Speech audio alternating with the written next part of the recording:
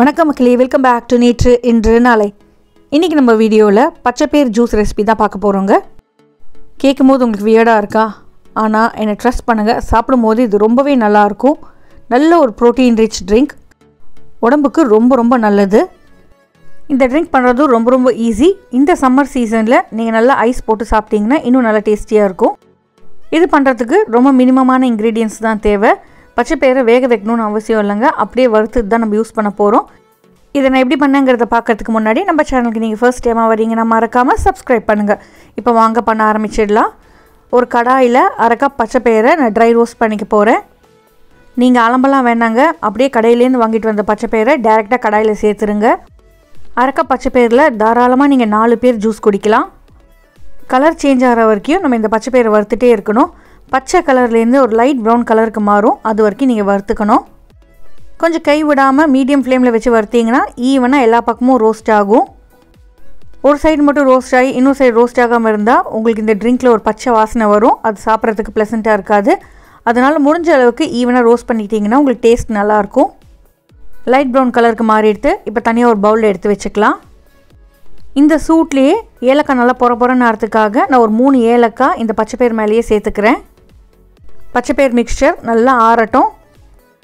நல்லா ஆறுனதுக்கப்புறமா நம்ம சேர்த்துருக்க ஏலக்காவை எடுத்துகிட்டு ஒரு பிளெண்டர் ஜாருக்கு மாற்றிக்கலாம். பச்சைப்பயிரை தண்ணி சேர்த்துட்டு நம்ம நல்லா வாஷ் பண்ணிக்க போகிறோம். நீங்கள் ட்ரிங்கிங் வாட்டரை யூஸ் பண்ணிக்கோங்க, ஏன்னா நம்ம இது பாலை அதுக்கப்புறமா கொதிக்க விட மாட்டோம். நம்ம டைரெக்டாக அரைச்சிட்டு வடிகட்டி சாப்பிட்றதுனால நீங்கள் அலம்பும் போதுமே ட்ரிங்கிங் வாட்டர் தான் யூஸ் பண்ணிக்கணும். நீங்கள் ஒரு 1-2 தடவை அலம்பினா போதும். அலம்பினதுக்கப்புறமா தண்ணியை ட்ரெயின் பண்ணிவிட்டு வாஷ் பண்ண பச்சைப்பயிரை எடுத்து பிளெண்டர் ஜாரில் சேர்த்துருங்க. ஏற்கனவே பிளெண்டர் ஜாரில் நம்ம ஏலக்காய் சேர்த்துருக்கோம், அது கூடவே இந்த பச்சைப்பயிறு சேர்த்துக்க போகிறோம். நம்ம பச்சைப்பயிறு நல்லா வறுத்துருக்கிறதுனால கொஞ்சம் குறந்தான் அரைப்படும். ஒரு 2-3 தடவையாக நீங்கள் அரைக்கணும். பச்சைப்பயிறு மட்டும் சேர்த்துட்டு அதுக்கப்புறமா திருப்பி ஃப்ரெஷ்ஷாக வாட்டர் சேர்த்துட்டு நம்ம பால் எடுக்க போகிறோம். பச்சைப்பயிறு சேர்த்துட்டு முழுகிற அளவுக்கு நீங்கள் தண்ணி சேர்த்துக்கணும். அப்ராக்சிமேட்டாக உங்களுக்கு 2-3 கப் அளவுக்கு தேவைப்படும். இது கூடவே டேஸ்ட்டுக்காக ஒரு 1/4 கப் துருவின தேங்காய் சேர்த்துக்கலாம். நல்லா தண்ணி சேர்த்துட்டு பொறுமையாக அரைச்சி எடுத்துக்கோங்க. அரைச்சதுக்கப்புறமா நம்ம பெரிய கண் இருக்கிற ஸ்ட்ரெயினரில் முதல்ல வடிகட்டிக்கலாம். ஸ்வீட்னஸ்க்கு நான் 3 டேபிள் ஸ்பூன் அளவுக்கு நாட்டு சர்க்கரை சேர்த்துருக்கேன். உங்களோட ஸ்வீட்னஸ்க்கு ஏற்ற மாதிரி நீங்கள் நாட்டு சர்க்கரையோ இல்லைனா வெல்லமோ சேர்த்துக்கலாம். ஹெல்த்தி ட்ரிங்க்குங்கிறதுனால ஒயிட் சுகரை கொஞ்சம் அவாய்ட் பண்ணிக்கிறது நல்லது. நாட்டு சர்க்கரை சேர்த்ததுக்கப்புறமா திரும்பி ஒரு தடவை அரைச்சிட்டு நான் ஸ்ட்ரெயின் பண்ணிக்கிறேன். முதல் தடவை அரைக்கும் போது உங்களுக்கு திக்காக தான் இருக்கும். ஸ்பூனை வச்சு கிளறிட்டே இருந்தீங்கன்னா உங்களுக்கு சீக்கிரமாக வடிஞ்சிடும். இப்போ அரைஞ்சி பாக்கி இருக்கிற அந்த பச்சைப்பயிரை திருப்பி நம்ம பிளெண்டர் ஜாருக்கு சேர்த்துட்டு தேவையான அளவுக்கு தண்ணி சேர்த்துட்டு திருப்பி அரைச்சி நம்ம பால் எடுக்க போகிறோம். இதே மாதிரி நீங்கள் ஒரு 2-3 தடவை அரைச்சி எடுத்தால் தான் உங்களுக்கு நல்லா பால் வரும். இந்த ஸ்டெப்பை நீங்கள் கொஞ்சம் பொறுமையாக தான் பண்ணணும். நீங்கள் நல்லா வடிகட்டலைன்னா உங்களுக்கு வாயில் குறன்னு மாட்டிகிட்டே இருக்கும், அது சாப்பிடும் போது ப்ளசண்ட்டாக இருக்காது. நான் மொத்தமாக 3 தடவை தண்ணி சேர்த்துட்டு அரைச்சி எடுத்துக்கிட்டேன். அப்படியே மேலே லெஃப்ட் ஓவர் திப்பியை சாப்பிட்டு பார்த்தீங்கன்னா உங்களுக்கு டேஸ்ட்டே இருக்காது. முதல்ல நீங்கள் டின் ஸ்ட்ரெயினரில் ஸ்ட்ரெயின் பண்ணிங்கன்னா உங்களுக்கு வடிகட்டுறதுக்கு ரொம்ப லேட் ஆகும். அதனால தான் கொஞ்சம் பெரிய கண் இருக்கிற ஸ்ட்ரெயினரில் ஸ்ட்ரெயின் பண்ணிக்கிட்டேன். கடைசியாக ஒரு தடவை மிக்சர் ஜாருமே அலம்பிட்டு அந்த தண்ணியுமே இதில் சேர்த்துட்டு நீங்கள் வடிகட்டிடுங்க.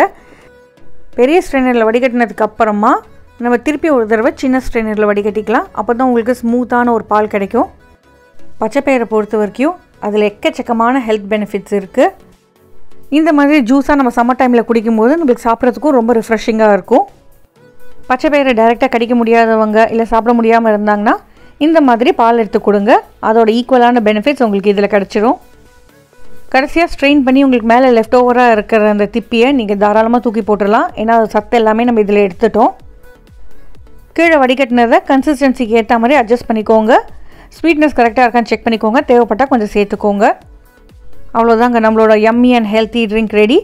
சர்வ் பண்ணும்போது ஃப்ரிட்ஜில் வச்சு சில்டாக சர்வ் பண்ணலாம், இல்லைனா ஒரு 4-5 ஐஸ் க்யூப்ஸ் போட்டு நீங்கள் சர்வ் பண்ணுங்கள். சாப்பிட்றதுக்கு ரொம்பவே நல்லாயிருக்கும். கிட்ஸுக்கு கொடுக்குறீங்கன்னா நீங்கள் சில்னஸை கொஞ்சம் அவாய்ட் பண்ணிக்கலாம். இந்த ரெசிபியை உங்கள் வீட்டில் ட்ரை பண்ணி பாருங்கள். ட்ரை பண்ணி பார்த்துட்டு எப்படி இருக்குங்கிறத சொல்லுங்கள். யோசிக்கும் போது தான் கொஞ்சம் வியர்டாக இருக்கும், ஆனால் சாப்பிடும்போது ரொம்பவே நல்லா இருந்தது. ட்ரை பண்ணி பார்த்துட்டு உங்களுக்கு பிடிச்சிருக்காங்கிறத எனக்கு கமெண்ட்ஸில் சொல்லுங்கள்.